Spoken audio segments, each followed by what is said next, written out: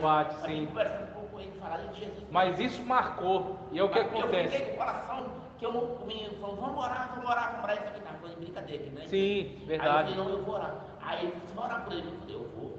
Ele tá com Maravilha. o coração. Maravilha. Isso é bom, isso é- E às vezes o cara ele não vai no culto, ele não vai numa igreja, mas numa oportunidade dessa, durante o dia, ele está aberto para uma palavra. E uma palavra dessa, ó, simples, você nem puxou a Bíblia nem nada, mas você mostrou preocupação.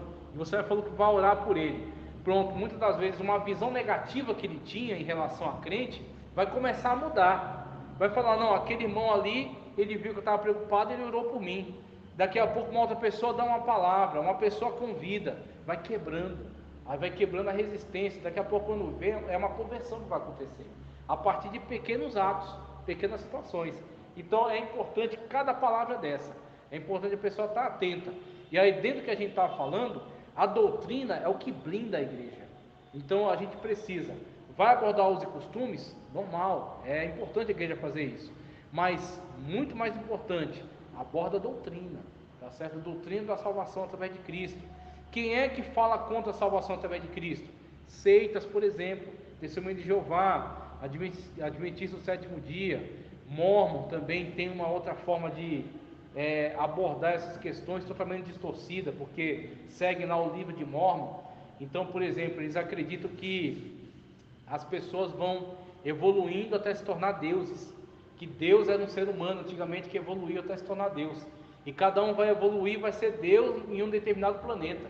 Então, quando você começa a olhar essas loucuras, fala, meu Deus, como é que alguém acredita numa loucura dessa, numa bobagem dessa? Mas se as pessoas não forem protegidas, elas são abordadas por essas pessoas, elas são convencidas. E quando as pessoas chegam para te convencer, eles não vão usar essas questões complicadas, vão usar as fáceis. Eles vão pegar aquilo que combina com você. Então, inclusive na Adventistas, tem um manual para você evangelizar as outras igrejas, porque nenhuma igreja faz um negócio desse, e eles fazem. Como falar com batista, como falar com metodista, como falar com assembleiano, eles têm um manual para você falar. Por isso que a apologética vai chegar um momento que ela vai ter que ser mais valorizada pela igreja. A igreja não valoriza a apologética. Teve um tempo atrás que comecei a dar estudo bíblico, e em alguns momentos eu falava, olha, isso aqui, a voz da verdade não crê nisso aqui, você tem que tomar cuidado que eles dizem que só existe Jesus e não existe nem Espírito Santo, eles chamam de força ativa, e Deus, ele fala, Jesus, uma hora é Deus, uma hora ele é Jesus, outra hora é Espírito Santo, então atenta contra essa verdade bíblica aqui.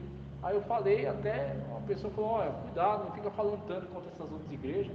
Eu falei, olha, a questão é que não é que são outras igrejas só, a questão é que são outras heresias.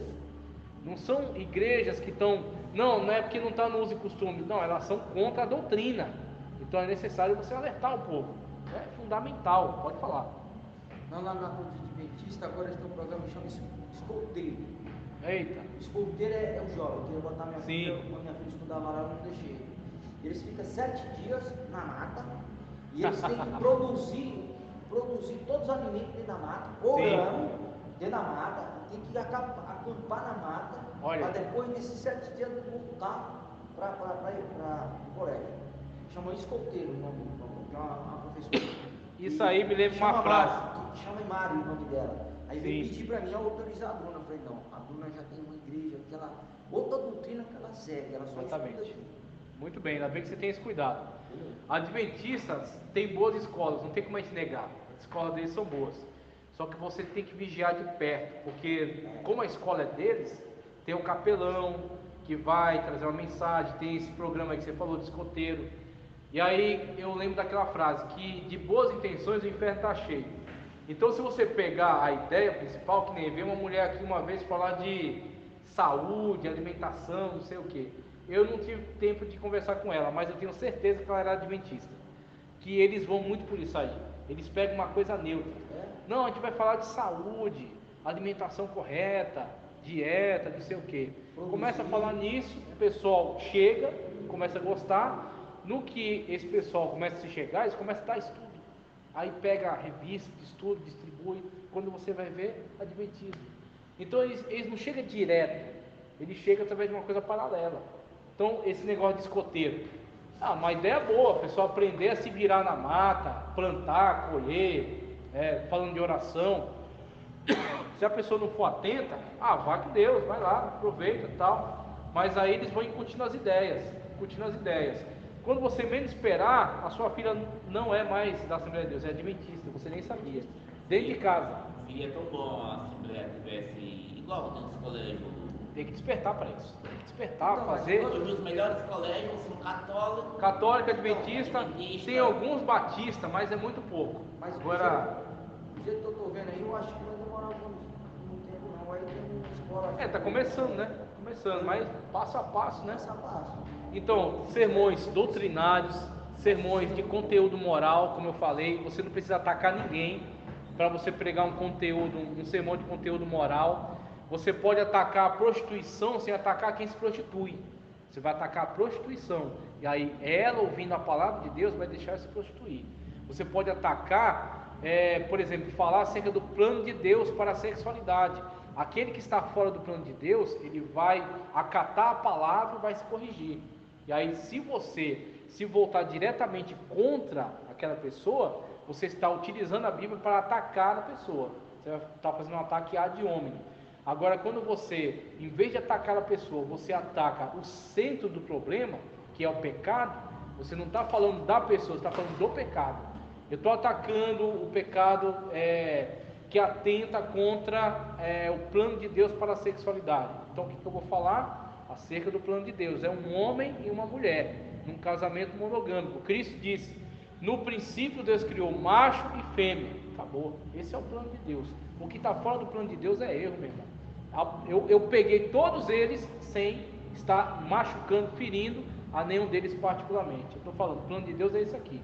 O que saiu fora do plano de Deus está errado. Aí cada um assume a sua. Por quê?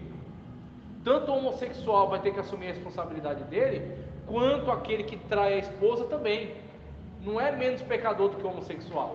O heterossexual que trai a esposa é tão pecador quanto o homossexual. O jovem que está tendo sexo antes do casamento está em fornicação, também é pecador, está tentando também contra a palavra de Deus, está fora do plano de Deus. O que eu preguei? Sobre o plano de Deus. Então eu abordei aquilo que é doutrinário, aquilo que é central, e aí cada um vai pegar a sua parte, cada um vai pegar aquilo que cabe, dentro da sua responsabilidade, para se adequar com o plano de Deus. E em cima disso aí também tem aquele que às vezes não cometeu o pecado, mas está plantando desejo no coração. Agora você falou tudo, porque aí a mensagem se tornou preventiva. A pessoa está começando a flertar no trabalho, alguém está começando a se aproximar dela, está dando mais liberdade, está ruim no relacionamento, aí está começando já a ceder, aí na mente começa a planejar como seria. A pessoa, antes de pecar, Tiago fala tudo. O pecado primeiro é concebido, depois ele é gerado, e aí quando dá a luz, está feito já o ato pecaminoso, a pessoa já caiu da fé. Então tudo aquilo primeiro vai sendo gerado na mente dela. Quando a pessoa cai em pecado, você tem todo um trabalho antes da pessoa cair. Não é a pessoa não acordou, de repente cai em pecado. Na verdade, aquilo já foi cativado dentro do coração dela. Aquilo já foi alimentado. Ela pensou o que aconteceria se ela caísse, como que ela poderia evitar ser descoberta, como que ela poderia fazer para aquilo dar certo. Ela já maquinou tudo. Aí quando ela cai, aquilo é só o resultado. Então as pessoas às vezes olham e falam: nossa, do dia para a noite fulano caiu em pecado. Não, meu. Fazia tempo que estava. Já tem, se ela tivesse forte espiritualmente, ela não estaria ali, teria caído naquele pecado. Porque o diabo não pega a pessoa pela mão e fala: vai, agora tu vai pecar. Não, ele vai jogando aquilo que o pessoal fala, jogando laço, Então vai colocando aqui uma oportunidade, ali outra oportunidade, a pessoa resiste, na outra a pessoa fica mais interessada, daqui a pouco já não está bem no relacionamento, não está mais orando como orava, não está mais tão bem na igreja. Quando a pessoa percebe, já gerou aquilo dentro dela, o desejo de pecar. E aí chega um momento que, se ela não se arrepender, se ela não se humilhar, ela vai cair. Por quê? Aquilo tudo já está pronto dentro da mente dela, foi gerando, foi acalentando aquele pecado. Aí que você falou, você prega uma mensagem dessa, você pensa: estou pregando sobre fidelidade, mas os irmãos devem estar tudo bem. Só que você não imagina, tem uma pessoa que está prestes a cair. você vai pregar sobre isso aí, você vai despertar. Opa, acorda para isso aí mesmo. Se você cair em adultério, sua família vai ser destruída, você vai cair em vergonha, você vai envergonhar o nome de Cristo. Se você não se arrepender sinceramente, você vai para o inferno, vai perder sua vida, sua salvação por causa disso aí. Ministério. Pode falar. É uma situação que, assim, falado quando a pessoa comete o ato, pregado sobre isso aí, Sim. mas isso que você está falando, da pessoa ficar alimentando aquela situação. Exatamente. Você sabe como funciona? Triste. É um problema que ele quer resolver em cima de outro problema. Ah, sim, verdade. Aí vem um abismo chamando o outro. Isso mesmo. Exatamente. Então um sermão desse é fundamental, um sermão que aborda questões morais. Quando minha esposa viajou para a Bahia, Sim, pode falar. do lado da minha oficina tem um restaurante. Sim. Tem uma menina que chama Vilma. Ela é uma mulher muito bonita. Não vou negar isso. E Você teve posição. Você teve Ela viu posição, que cara. ela passou do limite. Ela pensou que ia te seduzir com essa aí. Nós Tem uma nós história. somos, desculpa, nós hoje é obreiro. Não importa se é pequenininho, se é grande, nós Sim. somos obreiro. Nós temos uma tentação muito Gente sozinho na congregação ali, ele quer ver a destruição dele. Do jeito que ele quer ver a destruição do presidente da geral, da comissão geral. Não importa. Todos eles querem ver a queda. Eu vou contar uma história aqui sobre. Tinha uma mulher muito bonita, e era casada, né? E ela chegava nas igrejas. Às vezes fica preocupado com esses demônios que incorporam, que a pessoa se manifesta por aí, mas muitas das vezes as maiores entidades espirituais, elas atuam em silêncio. Elas atuam numa situação dessa aí, a pessoa entra na igreja, ela se entrosa com o pessoal, né? Faz articulações ali, começa a fazer amizade, com que intuito? Com o intuito somente de se aproximar e derrubar, atrair a pessoa para ela cair em pecado, para esse tipo de coisa. E por trás de uma pessoa dessa está uma hoste maligna poderosíssima, que aí o pastor teve visão espiritual, teve discernimento, ele levantou a mão e Deus lançou por terra. Mas muitos se entregaram, muitos se deixaram levar. É a mesma situação de Paulo e Barnabé, passando, e a menina falando: vão aí dois grandes homens de Deus, vão aí dois grandes homens de Deus. Elogiando ele, né? Qualquer um, o ego, ó, teria ido lá para cima, que é o pessoal: opa, maravilha, estão aí servindo a Deus, estão adorando a Deus, então vamos abraçar, vamos receber, vamos pôr dentro de casa, vamos fazer o que for. Só que você não sabe quem você está colocando dentro da sua casa. Aí a pessoa daqui a pouco quer compartilhar coisas íntimas dela com você, que nem a mulher. Ah, eu sonho isso, sonho aquilo com você. Qual a intenção? derrubar meu ministro. Exatamente. Acabar com a minha vida. Está colocando o laço, meu querido, colocando o laço ali. Eu não posso Se você não cortar, aí que você cortou na hora, você viu, você percebeu, pega tudo isso que você sonhou e joga fora. Isso não me interessa. Então o que acontece? A pessoa estava sendo usada como instrumento de Satanás ali, do diabo. Quando você fez isso, aquilo foi um baque para ela. Despertou a consciência dela. Opa, essa pessoa é diferente. Então, evangelismo acontece de várias formas. Evangelismo não é só abrindo a Bíblia. Evangelismo é posicionamento. Evangelismo é testemunho. Então, uma mensagem que a gente falou, uma mensagem de cunho moral, ela desperta você para essa realidade. Desperta você para essa necessidade de você ter esse testemunho, esse comportamento. Pode falar. Nós vimos para ver hoje o inimigo manguear. A coisa ali no mundo está muito solta. Assim, a semana passada, meu primo saiu da academia aqui. Aí agora um farol aqui no igreja. Sim. E veio um moreno alto, bem forte, parado aqui no farol para atravessar. Uma mulher parada do lado dele, uma loura muito bonita. Falei para ele, boa tarde. Tá bom, sem curtir, falei sério. Ela sem curtir. A 3. Assim? Aí dá 5. Muito perto de Sodoma e Gomorra. Esse mundo aqui, ele está cada vez aos limites, às travas morais.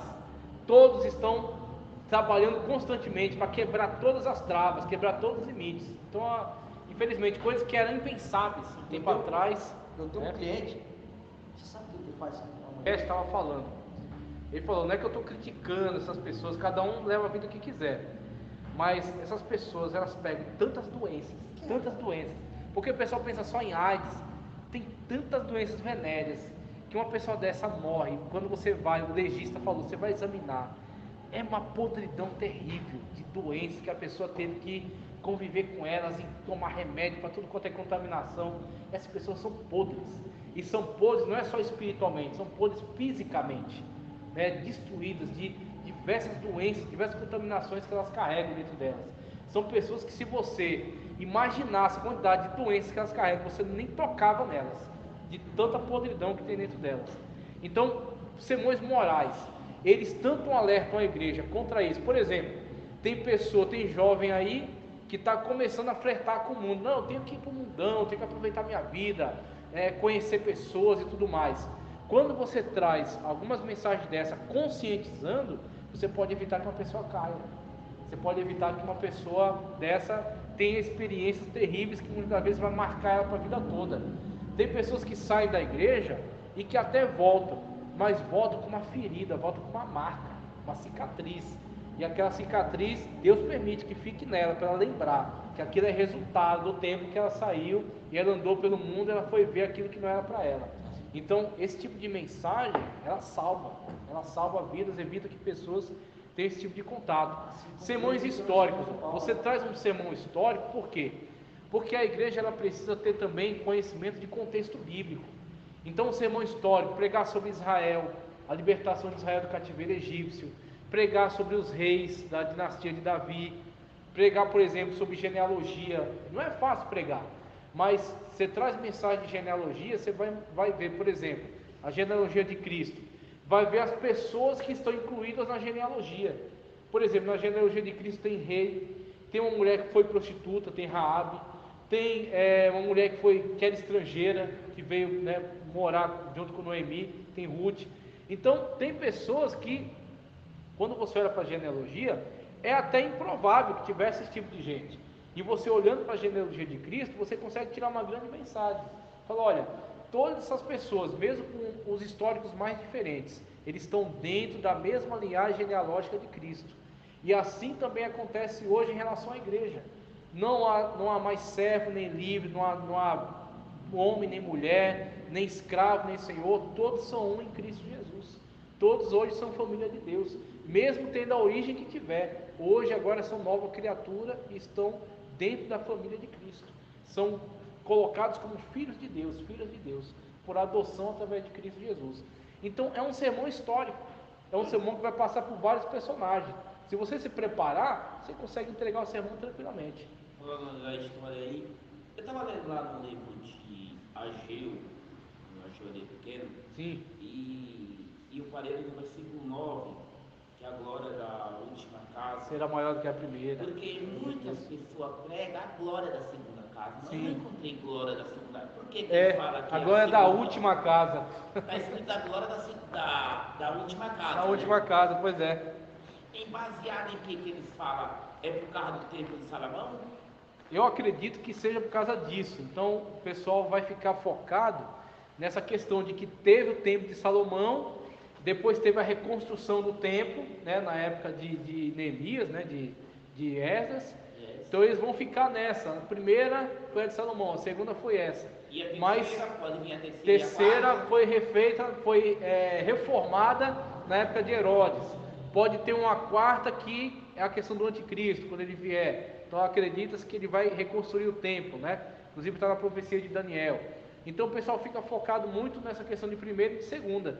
Mas na verdade, como você não percebeu, aí é uma questão de você estar atento ao que o texto diz. Porque a última casa. Até eu pegando ali como base ali, eu vi que ali, da glória da segunda casa, ele joga lá para Mateus, capítulo 24, versículo 29, 30. Sim. Aí fala lá do Filho do Homem quando vir. Maravilhoso. Joga para Apocalipse também. Que aí tá falando do tempo milenar. Né? Tá no escato, já tá no futuro, tá no tempo milenar. Então no tempo milenar você vai ter a glória que vai exceder do templo de Salomão. Que o pessoal, quando voltou do cativeiro, que viu o templo quando foi reconstruído, os que eram mais velhos, que foi 70 anos. Então quem era muito velho, teve conhecimento do primeiro, falou, opa, isso aqui não teve como ficar como o de Salomão. Salomão era extraordinário, era magnífico. Esse aqui foi feito com dificuldade, né? Menos recurso. Então ficou menor. Só que tem Então um o pessoal choque meio lá, que teve um choque com isso. que Deus fala que o ouro é dele, a prata É isso, exatamente. A mim pertence, a mim né? pertence. Exatamente, maravilhoso. Então o enfoque do profeta, olhando para essa concordância bíblica, o enfoque escatológico. É a última casa. Porque até eu pegando alguns comentários também, algumas pessoas falando que não tem nada a ver, porque assim, primeiro falando sobre Salomão, Sim. primeiro o tempo de Salomão, depois esse tempo aí, Isso. o que aponta diretamente para a escatologia lá para Mateus e Apocalipse, Sim. porque está baseado que essa que vai ser a grande glória. Essa vai ser a glória que vai exceder a de Salomão. Toda. Exatamente, muito bom. E aí quando você, por exemplo, você propõe um estudo desse, você pode pegar, através do sermão que eu vou mostrar para vocês aqui, uma estrutura temática, abre lá, texto, primeiro, abre tabernáculo, lá no deserto, abre depois, lá no livro dos reis, construção do templo de Salomão, abre depois lá em Esdras, Neemias, né, reconstrução, depois abre lá Ageu, a profecia, Cristo, quando estão saindo do templo, que os discípulos estão mostrando as pedras, fala, não ficará pedra sobre pedra que não seja derribada. Aí abre lá em Apocalipse no final, a glória do templo, do milênio, dá uma mensagem, e é uma mensagem de cunho histórico, você passou por todos os períodos, cronologicamente, até o final, o último tempo. Você pega a galera do tempo de Salomão, que o pessoal não conseguiria ficar em pé, da glória. Exatamente, da grande glória que desceu. A segunda vai ser maior ainda, imagina a situação. Meu Deus, aí uma glória que ninguém viu. Uma glória que ninguém contemplou ainda. Então é isso que é a promessa, né? É isso que é a esperança do crente. Ver a glória de Deus como ninguém viu até hoje. Nem no tempo de Salomão, nem no tempo de Esdras, que ninguém até agora viu. Essa é a promessa para nós. Então já é uma mensagem maravilhosa de cunho histórico, tá certo? E que pode ser montada numa estrutura temática. Então, mensagem histórica, igual nós estávamos falando, pegando referência ali dentro da concordância bíblica, exatamente. E qual é o livro bom que você, baseado em cima desse pode indica pra gente? Para concordância, né? Eu tenho alguns bons da SBB. A SBB é muito boa, Sociedade Bíblica do Brasil. Tem uma concordância deles que não é cara, eu já tive ela. Aí na época eu vendi, eu fiz uma coisa assim, e é boa. Então tem a da SBB, a Editora Vida também tem uma concordância muito boa. SBB? E a SBB, e da Editora Vida também. A melhor de todas chama-se Concordância Exaustiva Joshua. Essa é a top, a melhor de todas. Aí não tem nenhuma acima dela. Que é 3 livros, só de concordância bíblica. A concordância é aquilo lá. Qual o tema que eu quero pregar? Amor. Ele vai pegar todos os textos bíblicos onde aparece a palavra amor. O que eu quero pregar? Tempo. Todos os textos onde aparece a palavra tempo. Aí você tem uma ferramenta que, mas sendo da SBB, sendo da Editora Vida, já são muito boas. Essa Joshua aí é mais de R$500, mas é 3 livros gigantes. É todas as concordâncias que ele encontrou na Bíblia. Maravilhoso. Históricos que eu falei. Deixa eu passar aqui. Outra abordagem que eu quero trazer. Experiências, por exemplo, a gente está conversando aqui, a gente está acrescentando na aula experiências pessoais. Cada experiência pessoal dessa foi uma vitória que você teve. Você teve uma experiência de se oferecer para orar pela pessoa que estava ali tendo algum problema no dia a dia. O irmão teve essa experiência com essa pessoa que chegou até ele, né, para falar coisas inconvenientes. Então são experiências que você vai tendo de vitórias, de testemunhos, que podem trazer também enriquecimento para as pessoas. E quando você traz uma palavra dessa, por exemplo, Paulo, 1 de Coríntios 11, 21, deixa eu ler por aqui que dá para ler melhor. Envergonhado digo, como se nós fôssemos fracos, mas no que qualquer tem ousadia, com insensatez falo, também eu tenho ousadia. São hebreus? Também eu. São israelitas? Também eu. São descendentes de Abraão? Também eu. São ministros de Cristo? Falo como que fora de mim, eu mais ainda. Em trabalhos, muito mais. Em ações, mais do que eles. Em prisões, muito mais. Em perigo de morte, muitas vezes. Experiência de Paulo. Você traz uma palavra dessa. Paulo, olha só o que ele teve que viver, o que ele teve que passar para ser fiel a Cristo, para trabalhar no reino de Deus, para entregar a Cristo o melhor da sua vida, do seu trabalho. E são situações que mesmo ele tendo todas essas dificuldades, em nenhum momento ele esteve desamparado, porque ele disse em outro lugar, posso todas as coisas naquele que me fortalece. Então o que você está fazendo com isso? Você está pegando experiências, primeiro, do apóstolo Paulo, aí você vai construir uma base textual. Paulo passou por tudo isso, como ele está descrevendo aí. Mesmo passando por tudo isso, ele se manteve fiel. Sendo fiel a Cristo, Cristo foi fiel a ele e o fortaleceu para vencer todas as situações. Até que lá no futuro ele diz: combati o bom combate, acabei a carreira e guardei a fé. Exatamente. A coroa da justiça me está guardada. Então, Paulo, mesmo tendo toda essa carreira de dificuldade, mesmo tendo todas essas tribulações, Paulo pôde testificar da sua vitória no final. E assim também, ao longo de uma mensagem dessa, você pode acrescentar. Você tem perseguições na área da família, aí você passei por uma situação dessa também, mas Deus me deu vitória dessa maneira. Você passou por situações em que Deus colocou diante de você oportunidade de evangelismo. Eu também passei por isso aqui. Eu ofereci para a pessoa, você quer uma oração? E era exatamente o que a pessoa precisava. Aí você tem experiências pessoais que vão conectar diretamente com a vida das pessoas que estão te ouvindo. É isso que é legal dessa mensagem. A mensagem de conteúdo histórico é importante porque as pessoas vão tomar conhecimento de muitos fatos bíblicos que elas geralmente não ouvem. Então a mensagem histórica, vou pregar sobre Abraão, vou pregar sobre o rei Davi, vou pregar sobre Isaías, vou pregar sobre o cativeiro babilônico. Então você, quando começar a descrever, a ler os textos, muitas pessoas que não têm aquele conhecimento vão passar a adquirir ali, naquele estudo bíblico que você está dando. Então aquilo é muito enriquecedor. Mas isso aqui, mensagens ligadas a conteúdos de experiências, falam profundamente no coração das pessoas. Porque às vezes é exatamente a dificuldade que a pessoa estava passando. E ela foi na igreja dizendo: Senhor, fala comigo.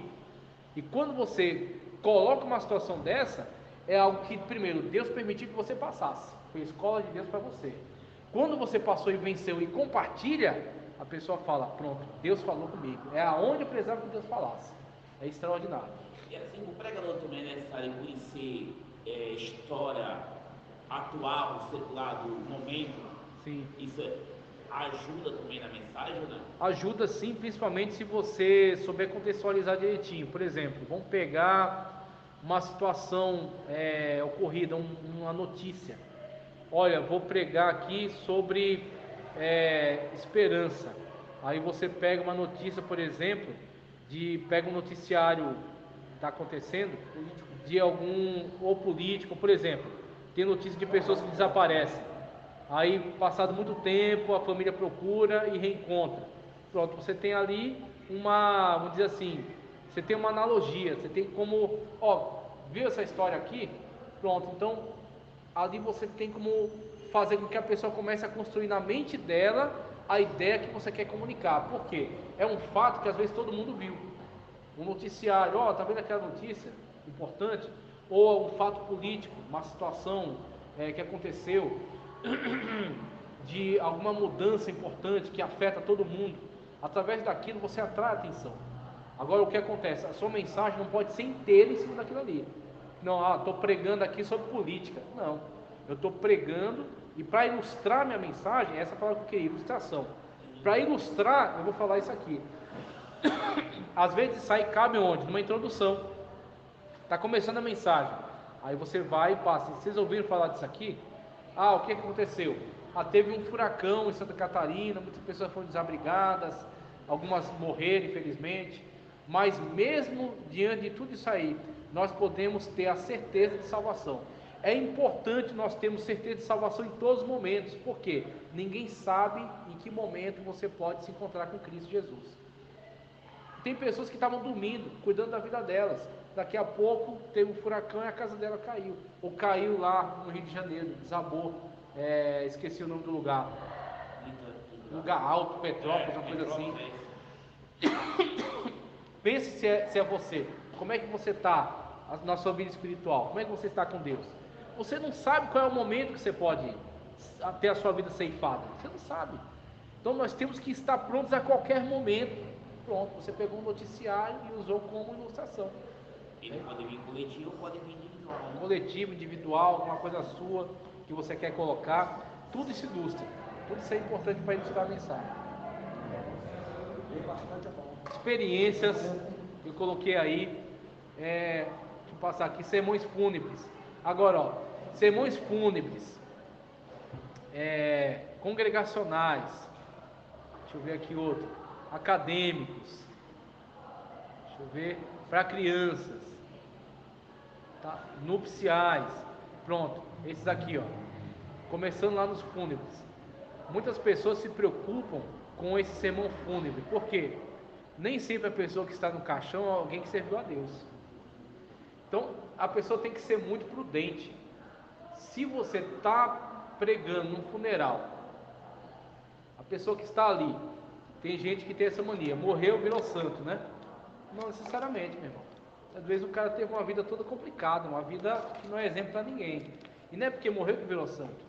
Mas você está pregando num sermão, num funeral, num sermão fúnebre, você não está pregando para o morto, você está pregando para quem está vivo. Então a mensagem tem que ser curta, tá? Não pode esticar muito. E a mensagem tem que visar quem está vivo. E aí, para sermão fúnebre, inclusive eu acho que eu coloquei, ó, Eclesiastes 7:2. É melhor ir à casa onde há luto do que à casa onde há banquete. Porque naquela o fim de todos os homens, porque naquela está o fim de todos os homens, e os vivos aplicam seu coração. Então, essa mensagem de Eclesiastes é perfeita, porque ela fala exatamente da conscientização. Aquele que está morto é o futuro de todos. Quem não for arrebatado vai morrer. E aí, quando você chega numa situação dessa, é momento reflexivo, de você revisar toda a sua história, toda a sua trajetória. Você precisa pedir perdão para alguém? Não espere amanhã, você não sabe se tem amanhã.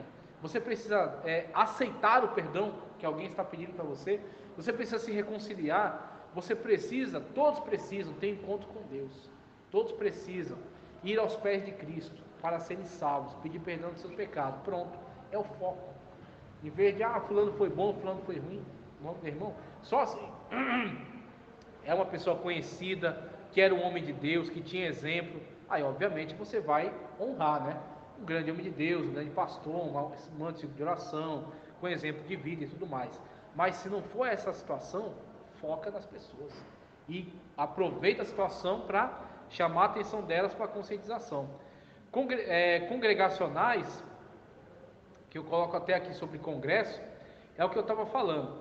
É um sermão que está ligado muito ao tema que lhe é apresentado. Então, qual o tema que foi dado? É um congresso de ciclo de oração. O tema. Aí, muitas das vezes, o tema, a pessoa tem que tomar cuidado, porque você sempre tem que obedecer a regra do contexto. Então, muitas vezes, o tema que a pessoa te dá, o contexto dele não é favorável. Estava tentando puxar aqui uma vez, que deram um tema, eu acho que é diante dele até a tristeza salta de prazer. As pessoas gostam de usar esse texto, pensando que o pregador ia poder usar aquele tema para dizer que diante da presença de Deus, quem está triste fica alegre. Só que o contexto não é favorável. Por quê? Quem é que está ligado ao contexto dessa frase? Diante dele até a tristeza salta de prazer. Primeiro, essa frase é uma metáfora, ela não é literal. Não é literalmente que a tristeza fica alegre. É uma metáfora para falar de um susto que as pessoas tomam diante do Leviatã. Todo esse texto fala do Leviatã. E o Leviatã, na mentalidade das pessoas da época de Jó, era um monstro marinho. Alguns interpretam que é um crocodilo. Dizem que o Leviatã é um crocodilo e o Behemoth é um hipopótamo. Mas é uma interpretação. Na verdade, no contexto das pessoas da antiguidade, Leviatã era um grande monstro que morava no fundo dos mares. Pronto.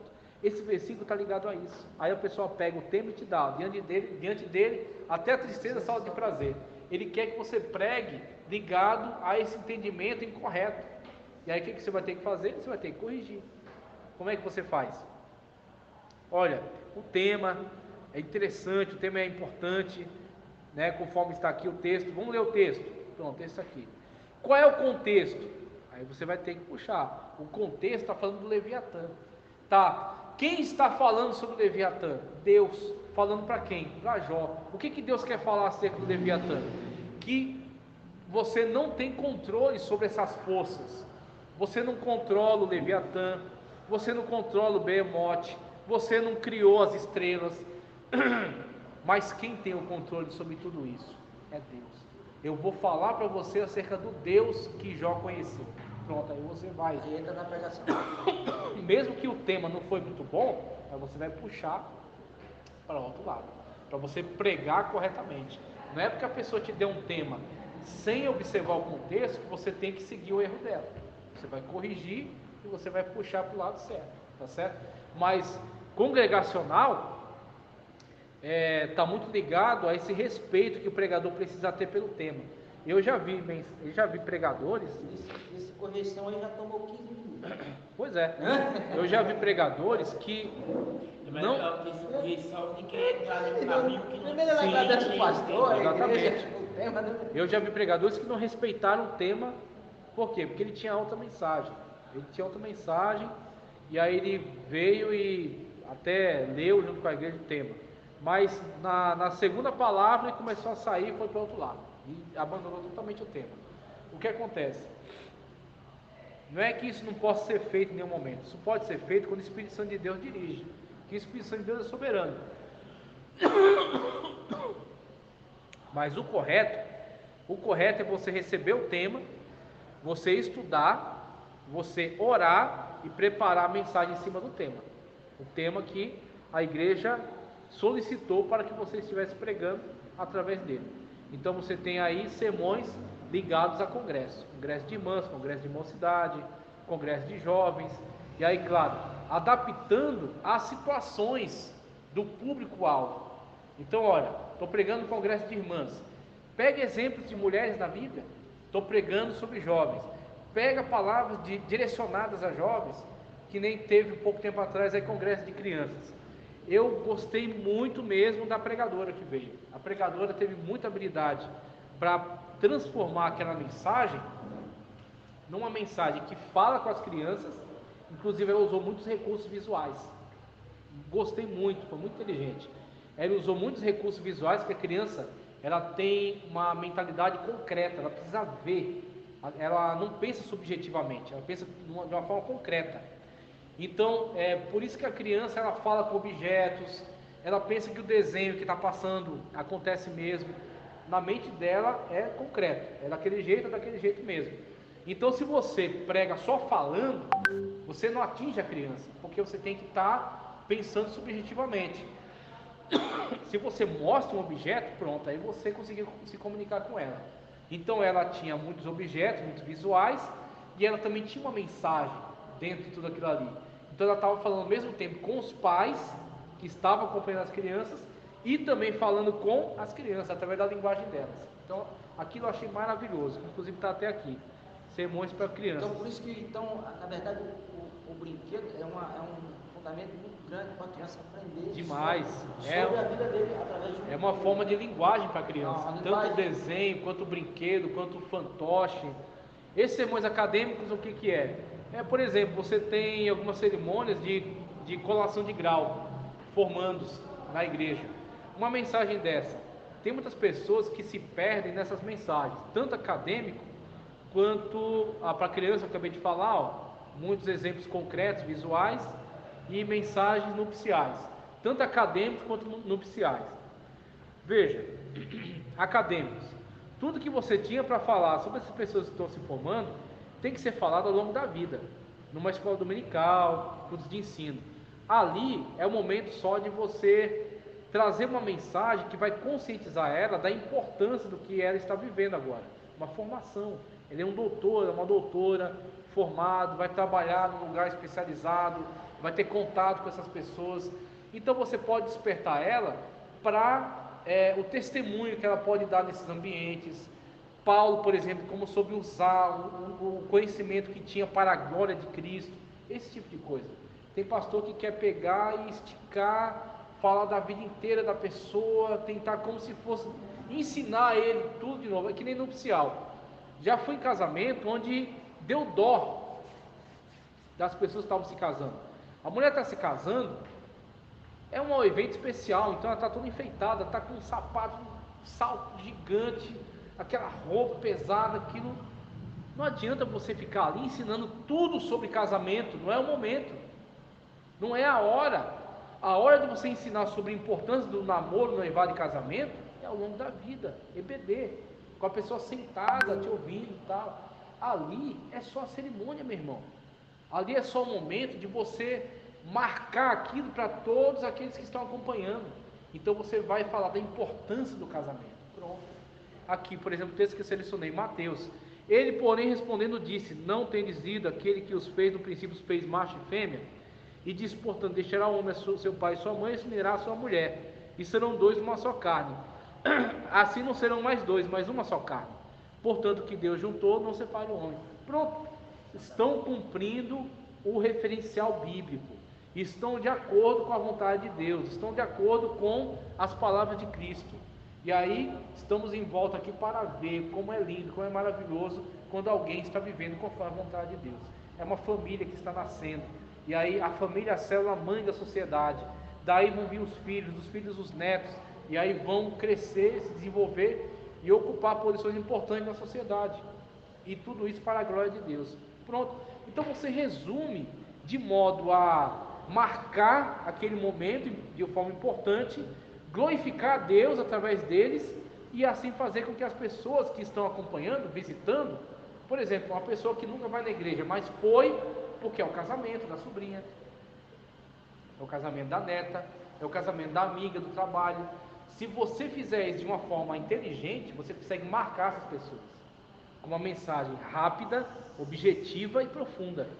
Agora, se você vai enrolando, não, porque eu conheci fulano era pequenininho, eu peguei no colo, ele fazia isso, ele fazia aquilo. Meu irmão, Estudou junto com meu filho. você é miolo de garrafa, padre. Ninguém, sabe? A pessoa começa a olhar para isso e fala, tá, e daí? O que eu tenho a ver com isso? Não é importante. São trivialidades que não alimentam ninguém, não impactam ninguém, não servem para ninguém. Bobagens. E tem muita gente que se perde nessas bobagens. O pastor usou, sabe qual é o texto? Falou que a glória da segunda casa Oxe, é maior que a primeira. por quê?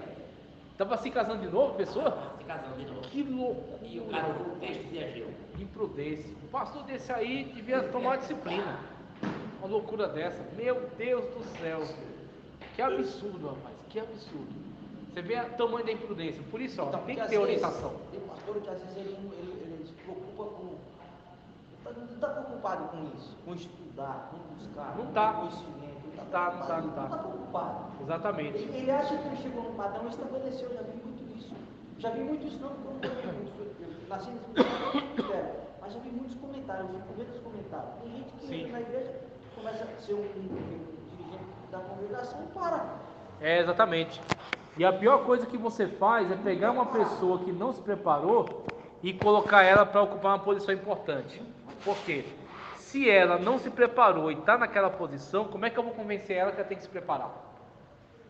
Se até agora não precisou. A gente não pode parar. Fala, olha, eu cheguei a ser pastor sem fazer nenhum curso de teologia. Só abre a Bíblia e prega do jeito que entender, do jeito que for. Então, se ele chegou a ser pastor desse jeito, como é que eu vou convencê-lo agora a estudar? Não convence mais. Aí fica pastor pregando a loucura dessa no casamento. Que agora é da segunda casa, ou seja, a segunda casa é essa agora, né? A primeira já era, tá velha, acabada, já era, acabou. Agora é a segunda. Acha que tá bom ainda, agora tá melhor. Então pela segunda casa. Loucura total. Absurdo. É verdade. Todos aqueles sermões que eu passei para você, doutrinário, moral, acadêmico, nupcial, fúnebre, todos eles podem ser pregados dentro dessas estruturas que eu vou passar para vocês. Aí eu vou resumir aqui e a gente vai passar rapidinho. Veja, temático. O que é um sermão temático? É essa estrutura aqui, ó. O tema é o tema que vai conduzir o seu sermão. Então, ó, vou passar para você três estruturas: temático, textual e expositivo. Cada um vai ter uma bússola, tá? A bússola do temático, o tema. A bússola do textual, o texto que você selecionou. A bússola do expositivo, aquele texto que você vai estar estudando ele minuciosamente, cada ponto dele, tá? No temático, então, como eu falei, a bússola é o tema. O tema vai conduzir todo o seu estudo.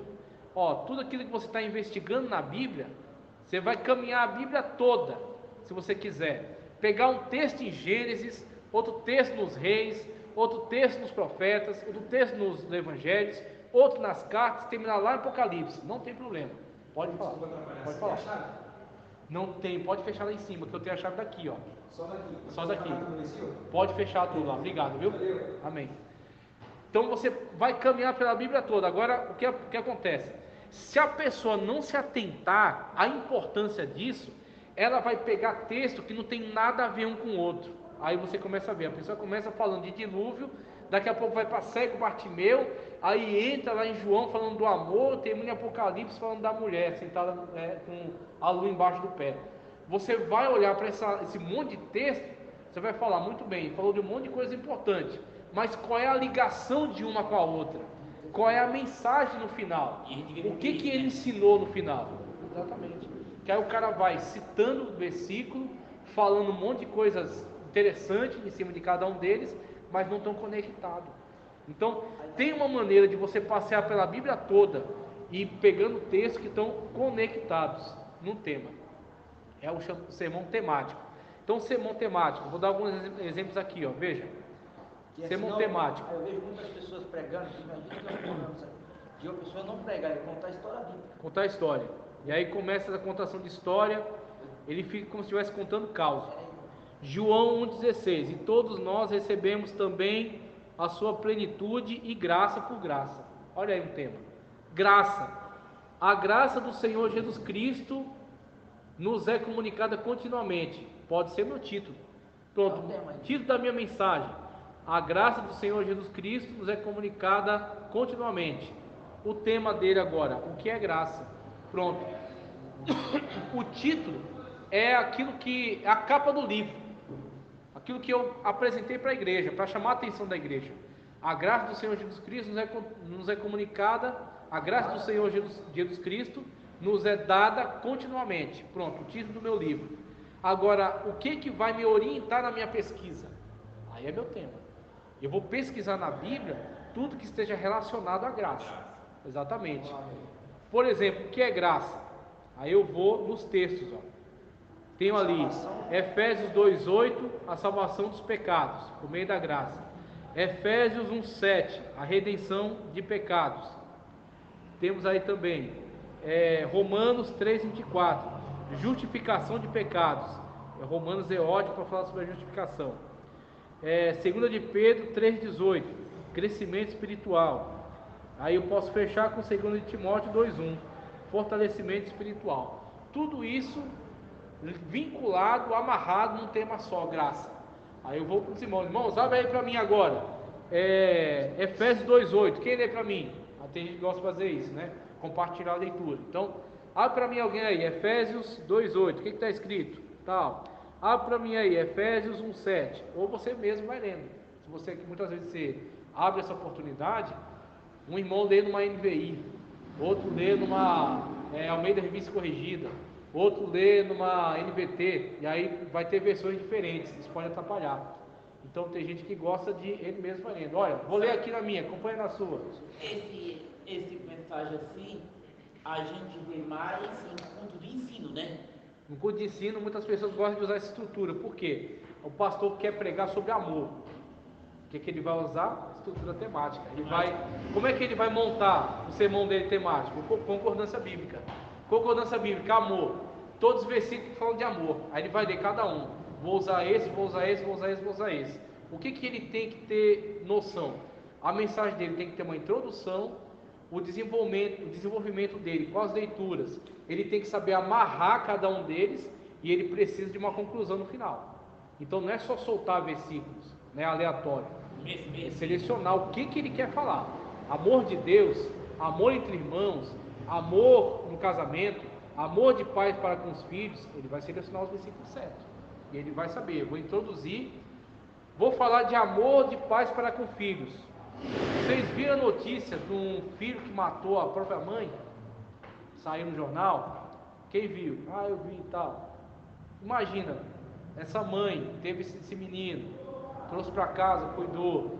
Aí ao longo da vida não prestou atenção, muitas vezes, nas pessoas com quem ele se envolveu.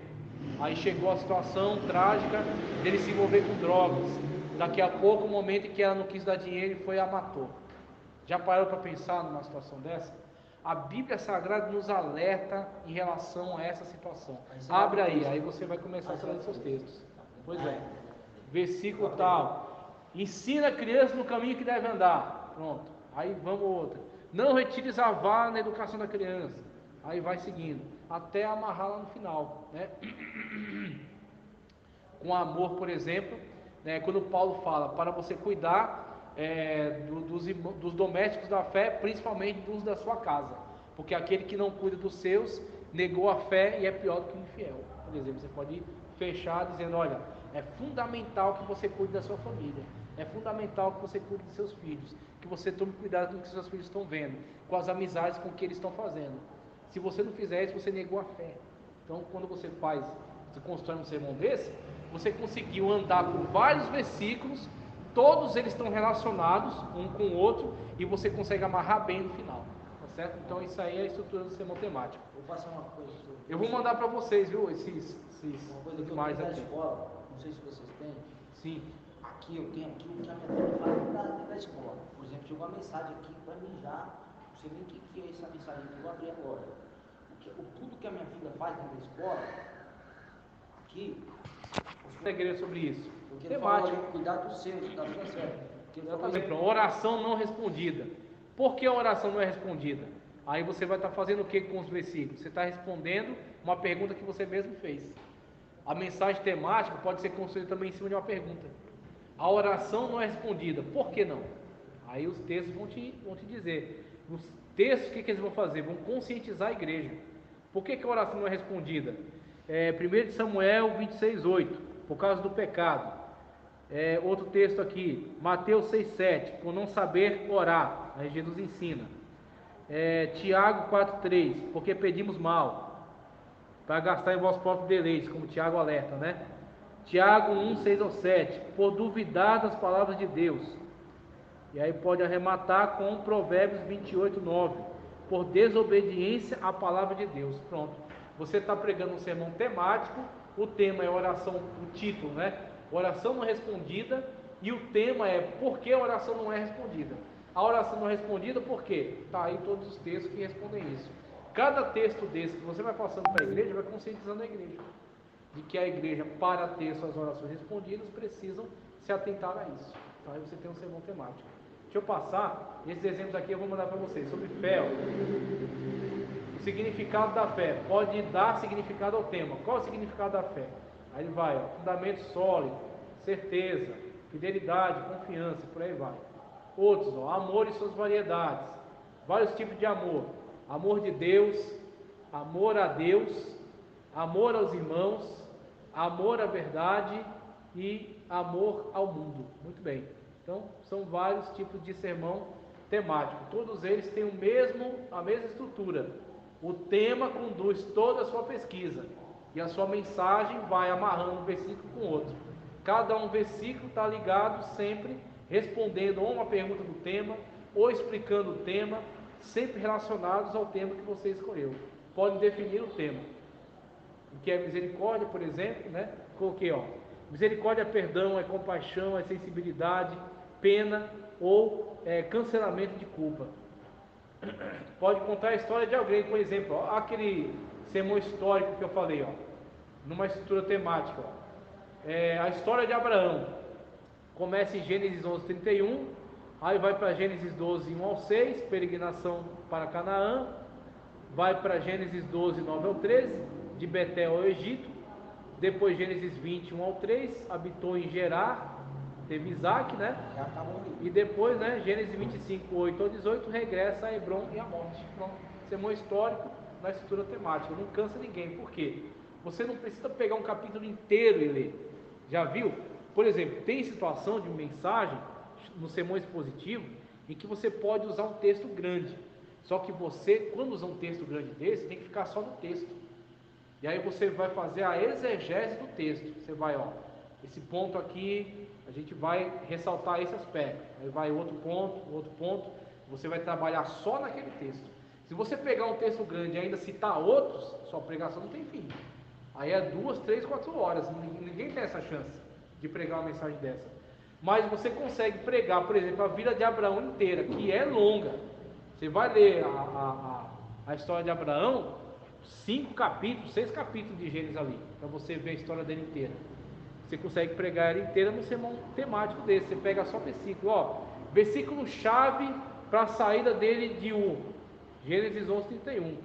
Versículo chave para a peregrinação dele para Canaã, 12:1-6. Versículo chave para a volta para Canaã, saída do Egito, né? 12:9-13. Depois, quando ele volta para Gerar e tem Isaac, 21-3. E fechando com 25:8-10. Pronto, numa pregação, tá? Então essa é a questão de sermão temático. Principal objetivo, ao tema, não se desviar nunca do tema. Então você eleger o tema, é amor, é misericórdia, é a história de Abraão, é a história de José, é fidelidade, não sai do tema. Fechar dentro do tema. Se você pode, 500 versículos, seja 500 versículos ligados ao tema, tá? Agora, ficar aqui na metralhadora de versículos, falando um monte de versículos que não estão conectados, aí você está gastando tempo, meu irmão. Você está desperdiçando o tempo das pessoas e está desperdiçando a sua oportunidade. Por quê?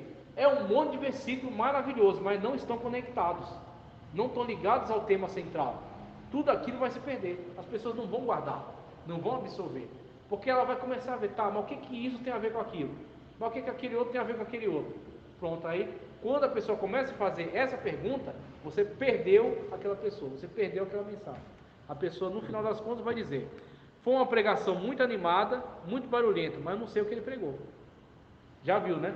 Chegar no final, olha, o culto foi uma benção. Por quê? O pessoal pulou. Tem certas frases que você falar, tem certos versículos que você usar, que se você usar na entonação certa, a igreja pega fogo. A igreja pula, a igreja salta, dependendo da forma como você colocar. Mas quando você abordar essa pessoa lá fora, a pessoa não tem o que contar para você. Tá, o que ele pregou? Disse para mim agora. Eu não fui no culto, estava doente. O que ele pregou? Ah, ele pregou um monte de coisa lá. Mas eu não sei. Eu só sei que foi bom, eu pulei. Mas na hora, a pessoa ouviu aquilo, se alegrou, pega fogo. Mas quando esfriar, que ela for meditar, que ela buscar, não tem nada. Por quê? Porque ao mesmo tempo que teve um monte de coisa, nenhuma delas estava conectada com nada. Qual o tema? Nem sei. Porque foi um monte de coisa, foi sendo passada sem estar ligada uma com a outra. Outra estrutura que eu quero passar para vocês, ó. Examine as escrituras, deixe-se atingir pela inspiração, analise a situação à sua volta e ministre o texto sagrado como o bom médico que administra o medicamento, como o professor que comunica o ensino e principalmente como discípulo que cumpre a ordem do seu Senhor e proclama a sua verdade de modo eficaz. Maravilhoso. Veja só, sermão textual. Deixa eu só controlar aqui o tempo para não ficar também muito extensivo. Pessoal, já é quase, ó, já estamos indo para 9. O que eu vou fazer? Eu vou interromper a aula aqui, porque a minha garganta já foi. Então, passei para vocês aqueles diferentes sermões e a primeira estrutura de sermão, que é o sermão temático. Eu vou continuar com vocês no sermão textual, expositivo. Aí eu vou passar para vocês uma última aula para fechamento, onde eu vou pegar o sermão e vou esmiuçar. Introdução, discussão, transição e conclusão. Fazer esmiuçadamente toda a explicação da estrutura do sermão, tá? Então passei para vocês diferentes tipos de sermão e a estrutura do sermão temático. Na próxima aula eu continuo sermão textual, expositivo e a estrutura do sermão, para a gente encerrar, tá? Agora o que acontece? 3 horas de aula,